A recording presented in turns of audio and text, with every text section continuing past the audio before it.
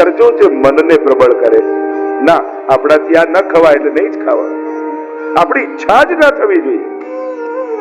અને વિચાર કરો કે જે વૈષ્ણવ થઈ નાના નાના સંકલ્પો ન જીવી શકે, એ ભગવાન મેળવવાની વાત કયા મોઢે કરે? સંકલ્પિત થજો સત્કાર્યમાં, સદવૃત્તિમાં, સારા સંકલ્પોને સત્સંગનું બળ આપતા રહેજો. અને બીજું કહ્યું, એક તો મન શિથિલ થાય છે અને આ કાળ દોષને કારણે ભગવાનમાં અવિશ્વાસ ચાલે છે. જો ભગવાનમાં શ્રદ્ધા ઉઠાવનારા આપણને રોજ કોઈ ને કોઈ મળી જાય છે, કોઈ છાપામાં, કોઈ ટીવીમાં કે ક્યાંક ને ક્યાંક તમને આ કાળનો પ્રભાવ એવો છે ને, ક્યાંક ને ક્યાંક તમને એવું મળ્યા કરશે જેનાથી તમારી શ્રદ્ધા ડગે. આ કાળનો પ્રભાવ છે. અને એટલા માટે માણસે સદાય જાગૃત રહેવું. કોઈ આપણને એમ કે તમારી દુકાન ચાલે, અમને ગમતી નથી, બંધ કરી દો, તો આપણે દુકાન બંધ કરી દઈએ છીએ. પણ સેવા માટે કોઈ થોડું બોલે ને, આવું કહું, હવેથી હું સેવા નહીં કરું, જાઓ, અલૌકિક તરત મૂકી દે. એક વસ્તુ યાદ રાખજો, કોઈ તમે સારી સંસ્થામાં, સારા કાર્યમાં, કોઈ સમાજ સેવાના કાર્યમાં પ્રવૃત્ત હો, તો કોઈ પણ નાદાન સાધારણ વ્યક્તિના કહેવાથી પોતાના સત્કાર્યો છોડતા નહીં.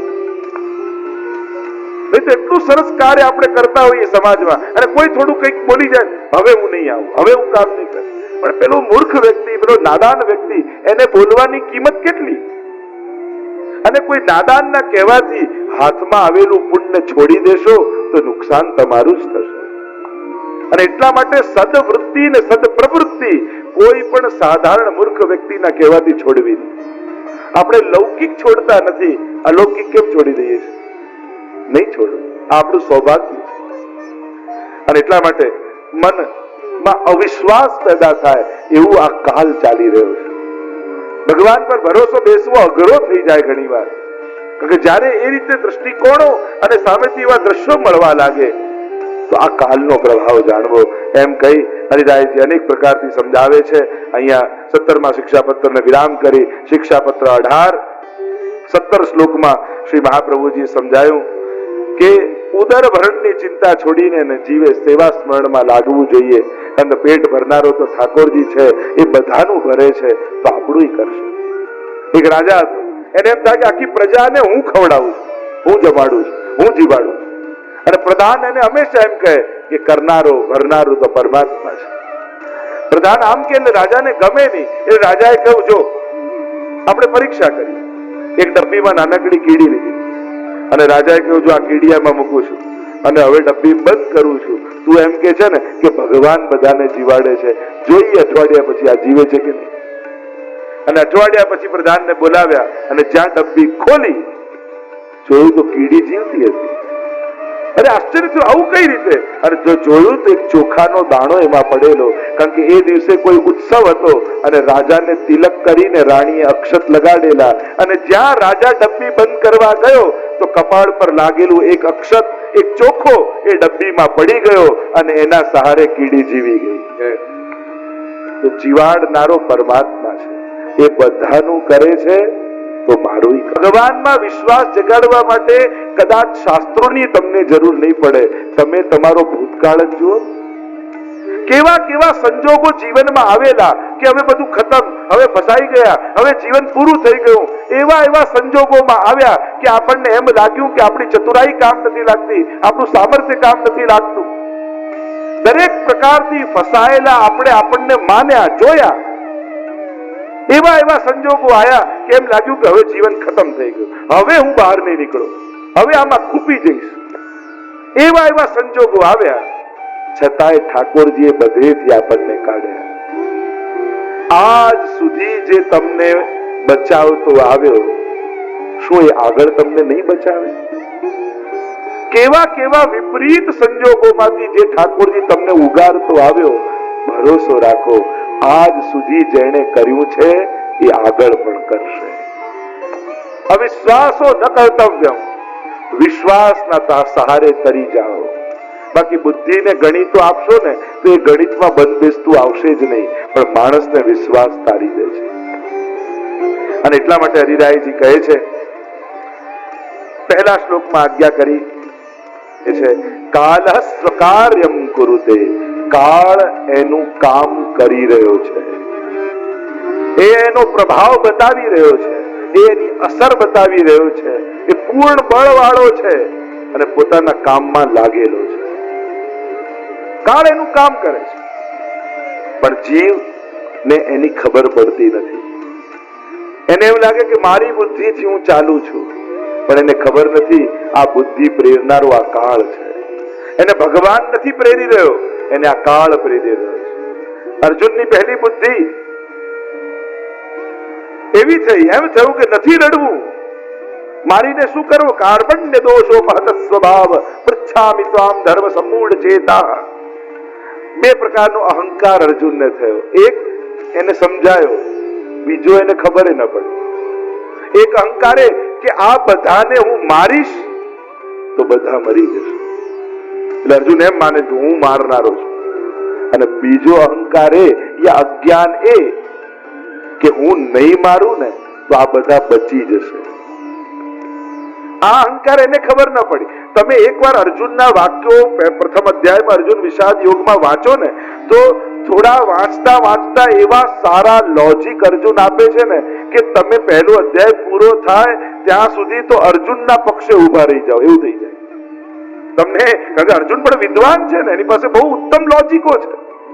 નહીં લડવાના પણ ખાલી અર્જુને આંસુ નથી કાઢ્યા, ઉત્તમ લોજિકો આપણે આપ્યા છે કે એટલા માટે ના પડું છું, આના માટે ના મારું છું, વણશંકર પ્રજા થશે, ધર્મનો નાશ થશે, આમ થશે, આમ થશે, આમ થશે.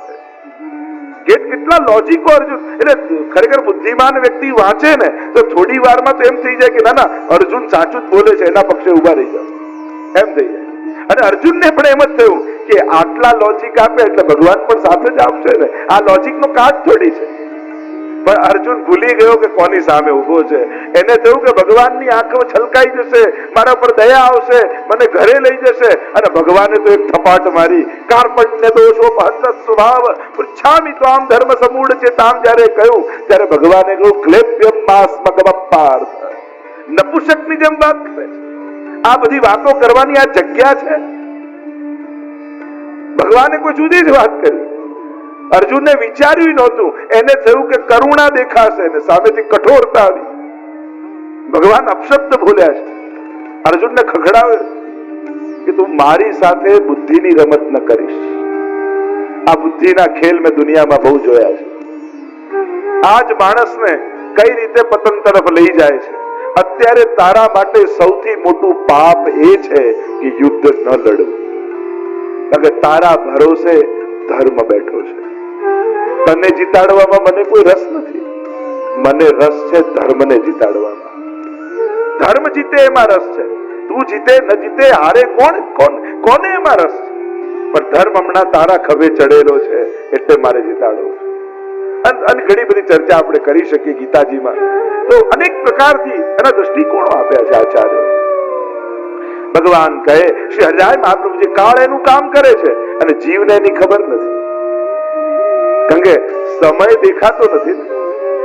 એક વસ્તુ યાદ રાખજો, ગમે તેટલી મોંઘી ઘડિયાળ લઈ આવો પણ કોઈ ઘડિયાળ વાળો ગેરંટી નહીં આપે કે આજથી તમારો સારો સમય સ્ટાર્ટ. ભલે રોલેક્સ લાવો કે રાડો લાવો કે ગમે તે લાવો, કોઈ બધું એનું કાર્ડ આપશે, ગેરંટી કાર્ડ આપશે બધું. એ ગેરંટી કાર્ડ ઘડિયાળનું હશે, સમયનું નહીં હોય. કારણ કે જેમ નળમાંથી પાણી ટપકતું હોય, નળ બંધ કરો ને પાણી ટપકતું બંધ થઈ જાય, એમ ઘડિયાળ બંધ કરી દેવાથી સમય રોકાઈ જાય છે ના, એ તો વહે જ જાય છે. અને એક વસ્તુ યાદ રાખો, સમયને રોકી શકાતો નથી, સમયને મારી શકાતો નથી, સમયને કેવલ સુધારી શકાય છે. સમયનો સદુપયોગ સિવાય સમય સાથે આપણે બીજો કોઈ વ્યવહાર નથી કરી શકતા, તમે એને રોકી નથી શકતા. એટલે તો મહાપ્રભુજીએ કહ્યું ને, યદા બહિર્મુખાયુયમ ભવિષ્યત કથંચન તદા કાલ પ્રવાહસ્થા દેહ ચિત્તાદયોપી. હે વૈષ્ણવો, જો તમે બહિર્મુખ થયા તો આ કાળના પ્રવાહમાં વહી જશો.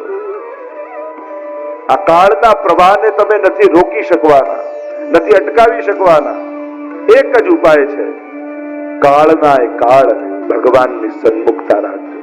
5 મિનિટ પર ઠાકોરજી આગળ ઉભા રહેજો, એની દ્રષ્ટિ પડશે તોય દુર્ભાગ્ય ટળી જશે.